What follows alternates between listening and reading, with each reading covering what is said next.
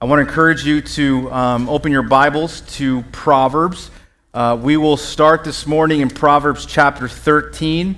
Proverbs chapter 13. And as you're turning there, I just want to give you the heads up. Greg already kind of started it, and so I'll just kind of give you a little more detail of the preaching calendar coming up here.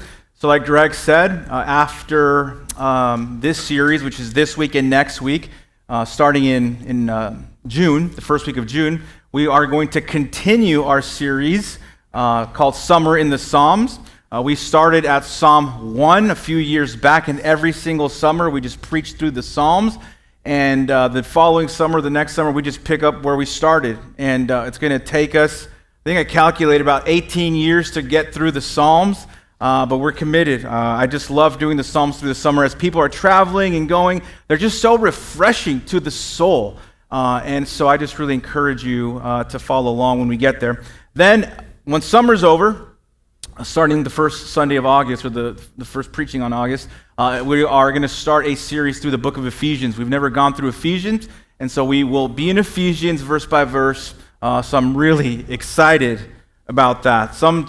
I've tried planning it out, and I think there's a lot of Sundays where we're only going to hit one verse, and so I'm okay with that. And so that's kind of the diet that we have here at this church. So, Proverbs, we just need wisdom, right? And I encourage you to continue following along in the reading plan in the tap guide in front of you. There's a reading plan there for you to follow through reading the Proverbs through this series. And I don't know about you, but anytime I read the Proverbs and go through the book of Proverbs, I feel a little sore because I feel God just chiseling away at areas in my life where I'm like, oh Lord, I need work there. I don't know if that's you, but that's me. A little sore from that, but I think it's good. It's a good sore. And so week one, if you remember, we started off with the foundation of wisdom. What's the foundation of wisdom? Fear of the Lord. In order to live rightly under the rule and reign of God, we are to have a right relationship with Him. And you are unable to live rightly if you don't have a right relationship with the Lord. And so we saw that it's the fear of the Lord that is the beginning of wisdom, the foundation of wisdom. And last week we covered wisdom in relation to God. This week we're going to cover wisdom in relation to others. And then we're going to end next week, wisdom in relation to ourselves. So more of a topical thing this series. And I do want to say the same thing I said last week. There are so many topics that I could have covered in the book of Proverbs as you've been reading through it. There's so many. And so obviously I can't preach on every single thing that Proverbs says about right relationships with others. So I've picked a few that I think that are important to us, that I think might be edifying for you and challenging for you. So by no means is this an exhaustive teaching of what the book of Proverbs says about our relationship with others. And I have 4 points. I am just going to jump straight in, if that's okay with you. I have 40 minutes and ticking. It's 37, and I just want to jump right in this morning and just talk about what a wise person does in relation to other people in their life. And if you're taking notes, here's the first thing that they do. Wise people choose relationships carefully. Wise people choose relationships carefully. Proverbs 13, verse 20 says this: "Whoever walks with the wise becomes wise, but the companion of fools will suffer harm." The one that walks with the wise becomes wise, but if you are friends with fools and companion with fools, you will suffer harm. And the central idea here in this Proverbs is that relationships really shape the direction of our lives. Notice the contrast here in this verse. If you walk with the wise, you will become wise. If you are the companion of foolish, unwise people, my friends, the text says that you will suffer harm. Not that you might, you will. They will influence our lives. And so this verse here in Proverbs is teaching us that the people closest to us influence us. They influence us. They, in a sense, disciple us and shape the direction of our lives. The closest people to you influence your thinking. They influence your character. They influence your priorities, your habits, and ultimately your future. And notice this word walks there in this verse. The word walks there implies an ongoing pattern of companionship and influence. It implies a way of living. You're walking with them. You're living with them. It's a way of life. And so gradually, we become like the people that we constantly spend time with. And the older I get, I don't know if this is true about you, but the older I get, the more careful I am about the influences and the people that I allow in my life. Sinful attitudes spread easy, don't they? Anger spreads if you hang out with an angry person. Compromise spreads if you hang out with someone who has no values, no biblical values. Worldliness spreads, foolishness spreads. All of those things spread when we are companions with fools. So this verse talks about influence in the negative sense, but it also talks about influence in a positive sense, doesn't it? Wise relationships sharpen us spiritually, don't they? For those of you that have people in your life that are encouraging, that are godly, that love the Lord, don't they just edify us? Don't they sharpen us? Don't they make us better people and help us to grow in our walk with the Lord?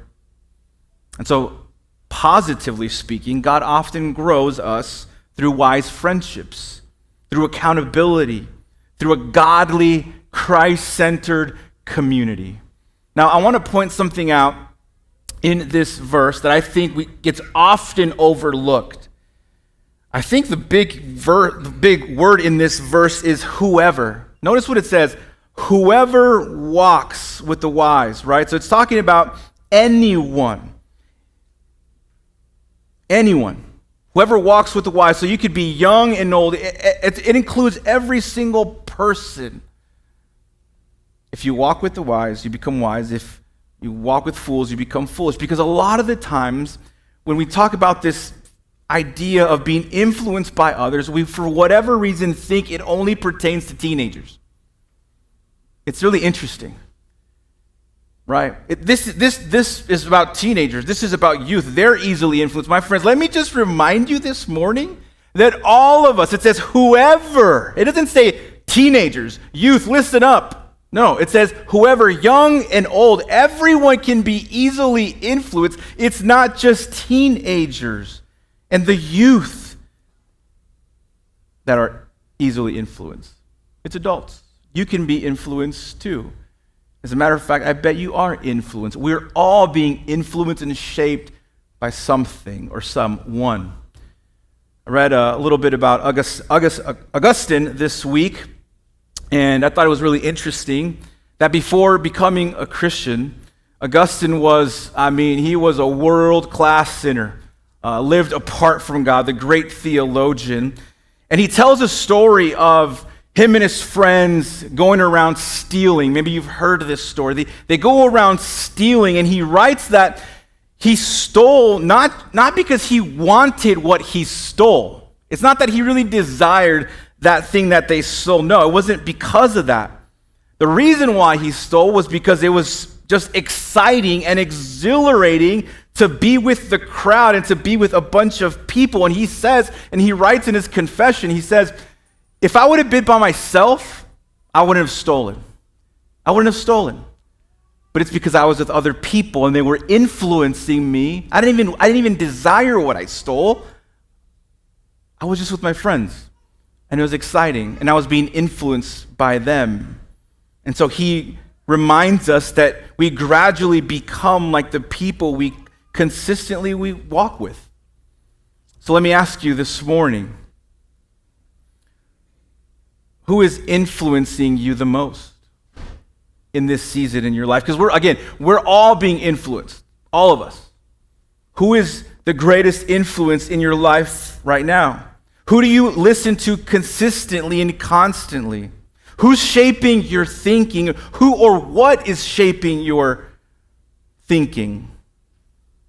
Are your closest relationships pulling you away from Christ or towards Christ? And this is true, and this applies to any aspect of our relationships. Your friendships, right? They could influence you for good or bad. Dating relationships, maybe you're dating somebody, they're influencing you for good or bad. Social media, right, is influencing. Obviously, social media is not a person, but social media has such a big influence on us. I mean, there's algorithms that try to get things to appear on your phone that you like, and they're tailored to you because they're influencing you. And even, I would say, you're being influenced in your marriage. Your spouse is influencing you for good or bad. And so I just want to encourage you, those that are married, to have a conversation this week. Hey, am I influencing you for good? Or am I influencing you for bad? Like, how are we influencing one another, even in our most sacred relationship? And so I believe that many believers struggle spiritually, but it's not because of lack of biblical knowledge. I believe that a lot of believers struggle spiritually because they are really surrounded by foolish influences. They know the word. They know scripture. They know what God says, but there are people around them that are influencing them for bad. And so a wise person is someone who chooses their relationships carefully, because the direction of your relationships often becomes the direction of your life.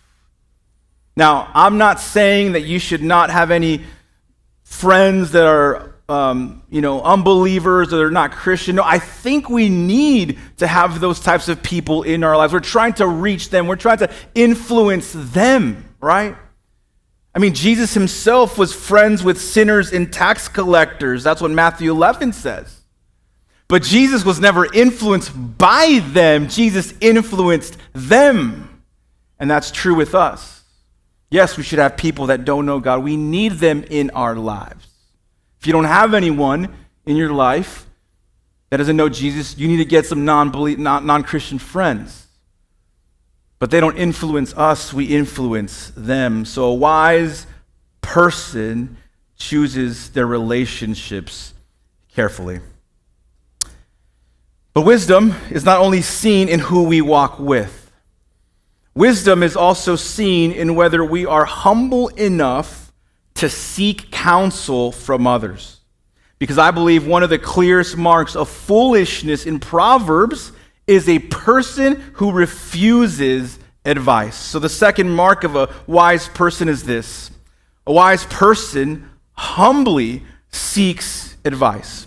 A wise person humbly seeks advice. Go to Proverbs chapter 12, just a few pages back. Proverbs chapter 12, verse 15.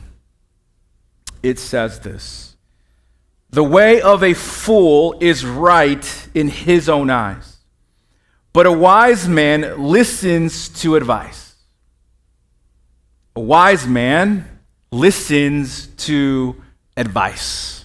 And here the contrast in this Proverbs is between pride and teachability, or pride and humility. The fool says that he is right in his own eyes. The fool assumes, hey, I already know this. I have nothing to learn. I don't need help. Nobody understands but me. I'm the smartest person in the room. That is foolish. You see, foolishness in Proverbs is not mainly intellectual weakness. Foolishness in the book of Proverbs is stubborn self-reliance. I know better. You can't give me advice. You can't tell me what to do because I already know. That is so foolish. But the wise person listens to advice. The wise person is teachable. And notice my point, I said humbly. A humble asking for advice. I think one of the clearest marks of maturity is humility. Humility that seeks godly counsel instead of trusting self alone. And so a wise person understands that they're limited. A wise person understands that they can be deceived. A wise person understands their need for a different perspective and counsel. A wise person understands that they have blind spots. This week I had to drive. We have two cars, one a little older and one that's newer. And the newer cars, I mean, man, we're so blessed with newer cars. Like, you know, you turn on the turning signal and then like there's a camera to help you with the blind spots. So in a newer car, you really don't have blind spots. So we're really fortunate with that. And so we never leave the house, and I never drive our older second car. But for whatever reason this week, I had to. And so I drove our older second car, and I'm so used to the cameras now with helping you with the blind spots, you know. And so I'm driving, and I realized, like, no, I have to, like, use my mirrors. I have to use my mirrors to see the blind spots, and you know, you kind of have to turn your head now and break your neck. And I felt that way, at least. I have to turn and break my neck to see, you know, if there was anybody in my blind spots. And you've been there before, where there's people in your car, and you're like, hey, am I clear to go? Right? You're relying on other people and other things to help you see those blind spots as you drive. And the same is true in this journey of life. We need other people to help us see the blind spots in our lives, because I am so sure you have them like I do. I frequently go to my wife because, one, she's way smarter and wiser than I am. That's a given, obviously. You already know. I don't need to tell you that. You already know. But sometimes I just go to her and say, hey, help me think through this. Just give me wisdom. And I'm just sitting there listening, because I'm very black and white. I have a lot of blind spots, but man, she just, like a diamond, she takes a situation and she can think of it so many ways. And I hate to say that she's right. I just hate it. I hate it. Let me ask you something. Who has permission to speak honestly into your life? Who has permission to speak honestly into your life? Do you have a person that you can go to for advice? Who can lovingly challenge you? Who can confront your sin? Who can question your decisions? Church, we need those people in our lives that can speak into our life, that can give us advice. Not the advice that we want to hear, but the advice that we need to hear. Because isn't it true that when we do go ask for advice at times, we go to people who we know they're going to agree with us, right? Like, I'm going to go ask this person for advice because I need an answer, when we know for sure what they're going to say. They're going to tell us what we want to hear. And so some people only seek advice from people who already agree with them. My friends, that's not wisdom. That's not wisdom at all. That's actually foolishness. This is self-confirmation. You're just trying to confirm and justify the decision that you've already made.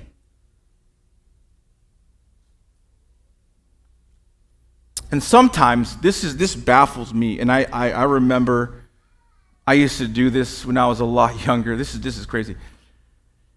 I would ask advice, and you've probably never done this because you're way smarter than me and wiser, but I would ask advice knowing that I wasn't going to listen to the advice. But I asked advice because it just made me feel good about myself. So not only do many times we ask advice trying to find that person who agrees with us, but then we ask advice knowing that we're not going to listen to that advice. I remember a few years ago, Christine and I needed a lot of wisdom on some relationship issues we were having with some really close friends of ours. And so I quickly called up one of my old pastors and his wife, and I said, here's the situation, give us wisdom. And I remember telling them, I said, look, I want to let you know that everything you told us just now to do, I am not wasting your time. Like, we are going to do what you just told us. Like, we're going to do what you just told us. We're not going to waste your time. We're not just we don't have our mind made up. We're actually going to listen. And so we did. We did exactly what they told us. And it actually worked out really well.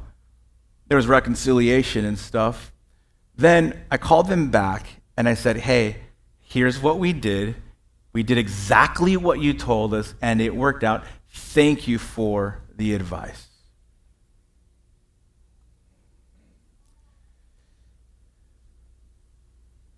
We all need advice.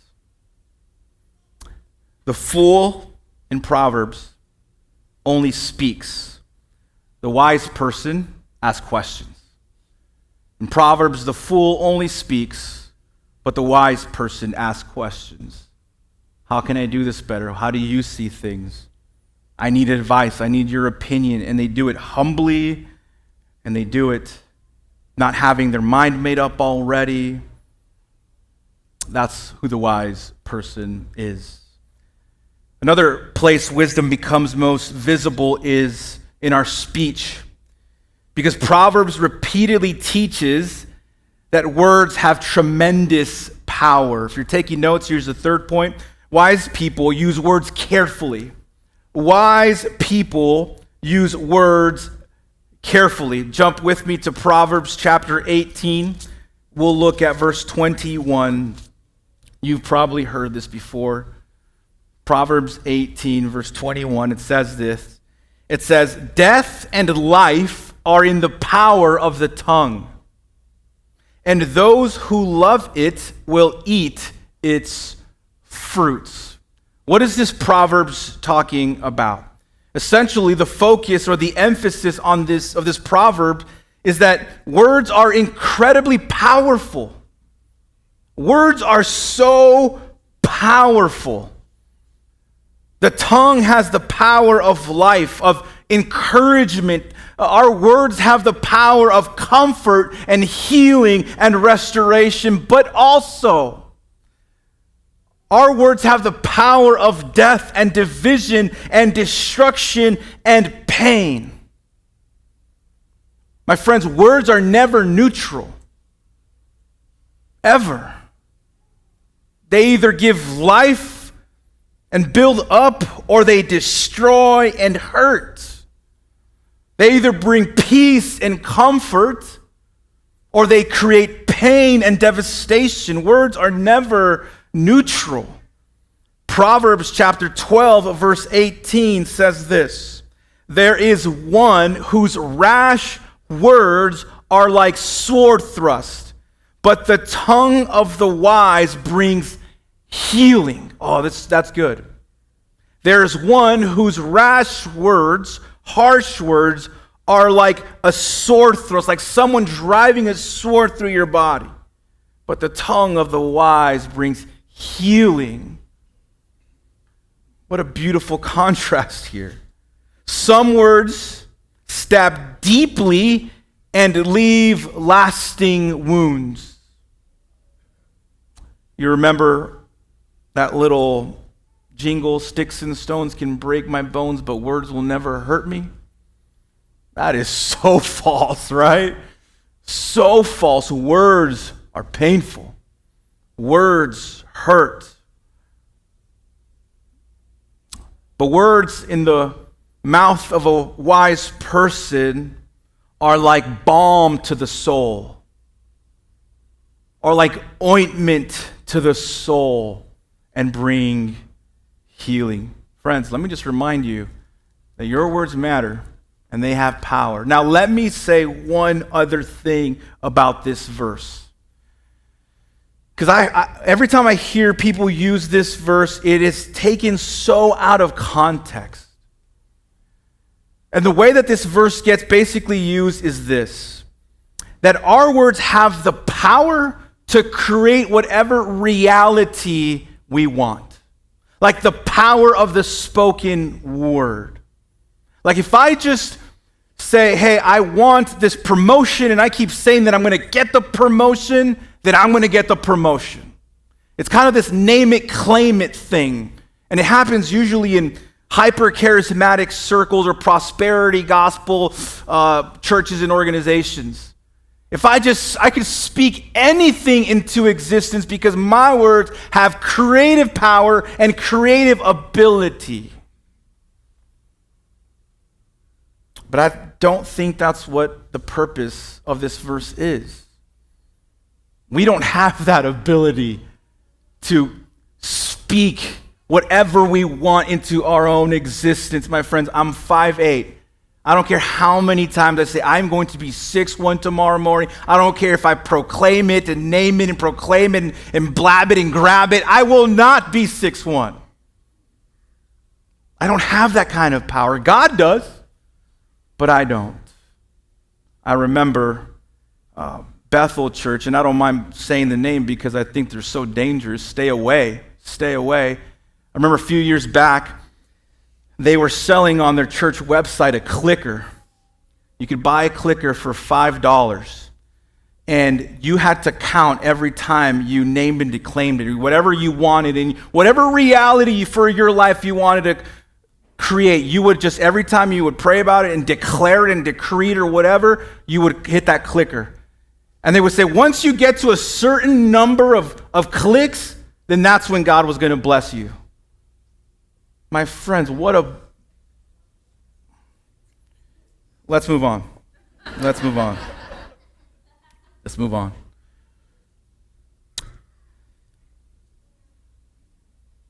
Words are powerful. And I think one of the greatest threats to the church is false doctrine and false teaching. But I think that the second greatest threat to the church is gossip and slander, and how we use our words in relation to other people. Proverbs 16:28 says this: a dishonest man spreads strife, and a whisper separates close friends. A whisper separates close friends. Did you hear? Did you see?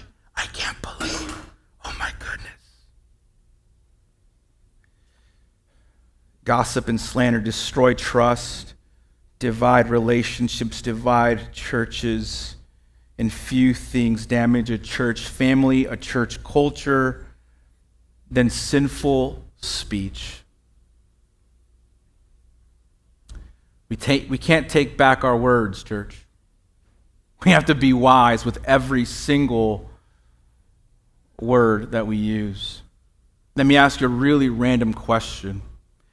Have you ever attempted to put toothpaste back in its tube? Anyone? Anyone? You're like, why would I want, Johnny, what kind of question? Why would I attempt to put toothpaste back in its tube? What in the world are you doing? Well, just quick note, I had to at one point because I was a youth pastor, and as a youth pastor, you're obligated to play pranks on your students, and so we mixed toothpaste with sunblock, and I tried to put it back in the tube for one of my students, and so I repented of that already, okay, all right? But if you tried to put toothpaste back in its tube, my friends, it's impossible. You cannot put toothpaste back in its tube. It is hard work. And the same is true with our words. Once they are out, my friends, they are out. We can't take them back in. They're out there. And many people carry wounds for decades because of the words that we spoke to them in anger. Many people can remember words that were so hurtful to them, but at the same time, again, there's a positive side. Many people can remember words of healing and grace and love that strengthened them during those difficult moments. So my friends, words leave marks. Words have weight. Our words are a lot like posting something on the internet, isn't it? Once it's out there, you may delete it and apologize and regret it, but you can't fully take it back. Someone took a screenshot of that. Somebody has it. You can't take those things back. So, ask yourself this morning, what kind of atmosphere do my words create? Do my words build up or tear down? Am I known for gentleness or harshness? This was actually an area in my own life that I had to work on. You see, I grew up in a family that we were just so direct. Like, I'm talking direct. I mean, there is no passive aggressive in my family. We were just straight shooters. And we got married with Christina, and she's just like, man, you're just so direct. You can't talk to people like you talk to your brother, like your mom, or whatever. I'm like, well, they're just soft. I mean, they just can't take it, right? And she's like, oh my gosh, you are a fool, right? Like, you need some wisdom. But I think she was right. I think she was very right. I got to be careful how I talk and how to be gentle, like be gentle with my words, not so blunt, not so black and white. Is it okay for pastors to share stuff they struggle with, or is this just okay? Because I don't want to put up a front. Let me ask you this: do people feel safer after talking with you, or do they feel more wounded? Like when they come to you and asking for advice or hurting, well, I told you so. I told you. Should have done that. Or do your words bring peace? I think that one of the greatest things that we can do with our words at times and with our mouths is simply just stay quiet and talk less, right? That's true for me. I'm realizing the older I get, I just need to talk less, honestly. Because there's times where I'm just like, I can't believe I just said that. That just came out of my mouth, like, what in the world? There's a verse for that. Proverbs chapter 10, verse 19 says this.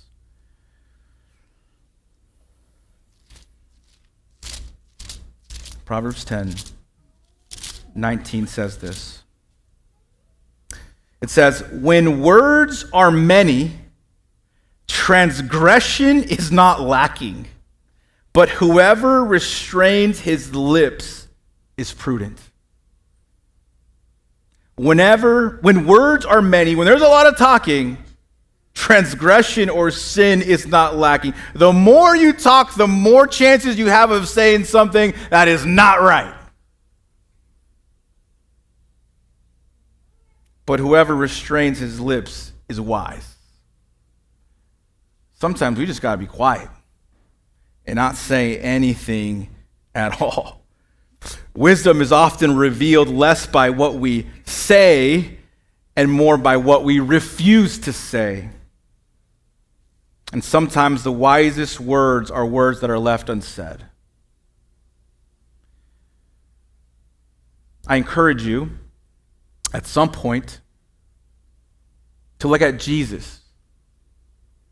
Go through the Gospels and just do a study on his words. How did Jesus speak?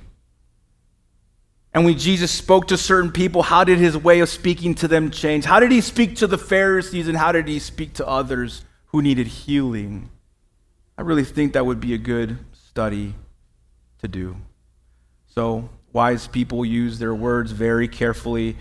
And fourth and lastly, wise people handle conflict with humility. Wise people handle conflict with humility. Look at Proverbs chapter 26, verses 4 and 5. You don't have to live long enough to know that conflict is just part of life.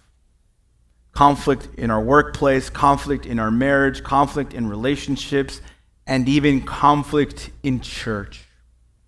But Proverbs 26, 4 and 5 says this.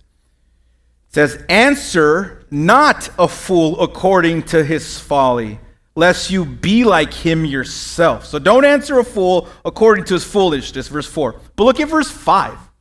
It says, answer a fool according to his folly, lest he be wise in his own eyes. Man, that sounds contradictory. Verse 4 says not to answer the fool, but then verse 5 says to answer the fool. What is going on? It's not a contradiction. I think what this verse is teaching discernment in conflict.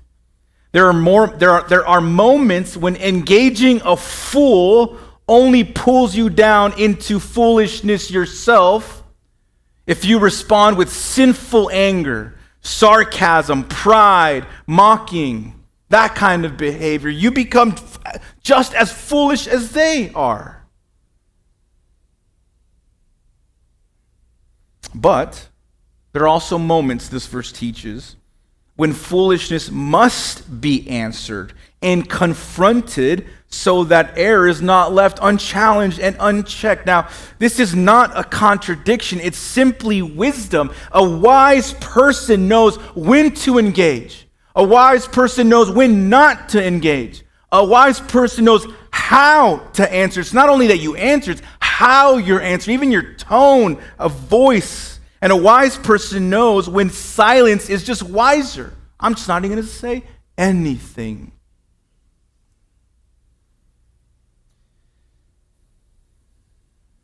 It's discernment, it's wisdom. A key text when it comes to conflict in the book of Proverbs is Proverbs 15, verse 18. Again, another contrast. Proverbs 15, verse 18 says this: a hot-tempered man, a hothead, stirs up strife, but he who is slow to anger quiets contention. A hothead makes things worse, takes a spark and makes it into a forest fire. But he who is slow to anger quiets the contention. In other words, what this Proverbs is saying, it's saying that you can control the temperature of an argument. You can control the temperature of an argument. You can control the temperature of a conflict. Think about it this way. Think about a thermostat and a thermometer. What's the difference? The thermometer is used to simply tell the temperature, right? That's what a thermometer does. It just tells the temperature. But what does a thermostat do? A thermostat sets the temperature. In our house right now, I have my house really, really cool at 85 because, man, that electricity bill is, Dads, you know what I'm talking about? Turn off the lights, whatever. But a thermostat sets the temperature. Think about that idea of a thermostat. The next time there's conflict, you set the temperature of that conflict, of that conversation. Just because someone else is getting heightened doesn't mean that you have to reach that level. You set the temperature. Don't answer according to their foolishness. By the Holy Spirit of God, may He give you patience and gentleness and kindness to respond, and wisdom to say, hey, I'm not even going to respond right now. Be a thermostat. Set the temperature.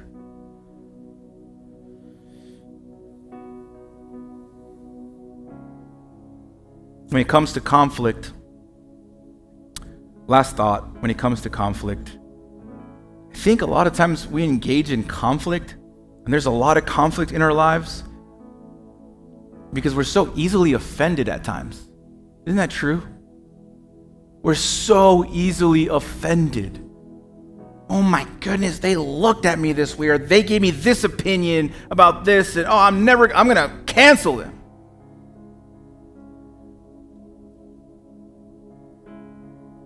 Some people are constantly surrounded by conflict because they're constantly offended and constantly overreacting. Proverbs 19:11, again, Word gives us so much practical advice. Proverbs 19:11 says this: It says, good sense makes one slow to anger. Well, look at the last part, the second part. And it is his glory to overlook an offense. It is his glory to overlook an offense. 1 Peter chapter 4, verse 8 actually puts it this way, that love covers a multitude of sins. Not everything is worth fighting for. Not everything is worth dying for. When we love one another truly and genuinely, we'll just overlook those offenses and not get offended.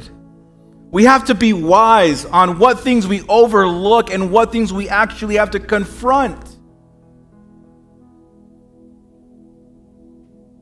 Now, Proverbs is not teaching that we ignore sin or serious abuse and all. I'm not talking about that. But it's those small offenses, man, that can really cause massive chaos. And so we have to ask, God, give me wisdom. Is this something that I just need to overlook?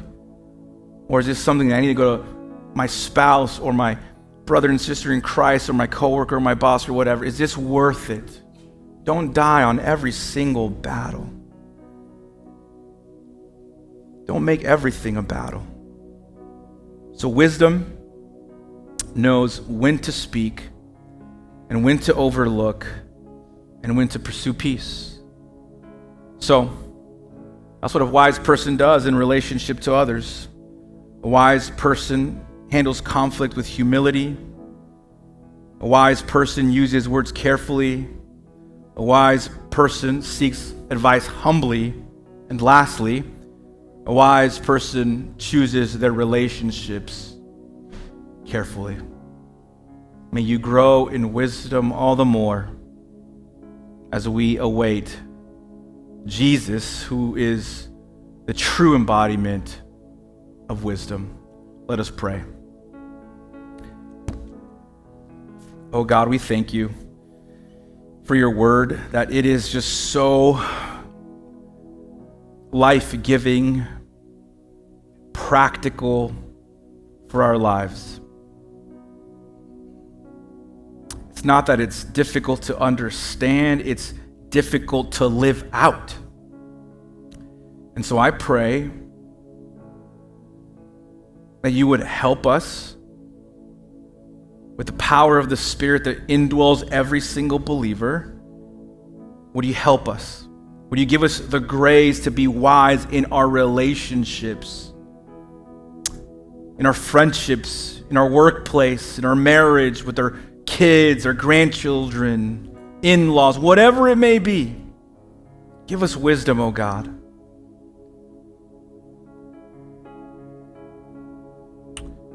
And may we never forget the foundation, the fear of the Lord.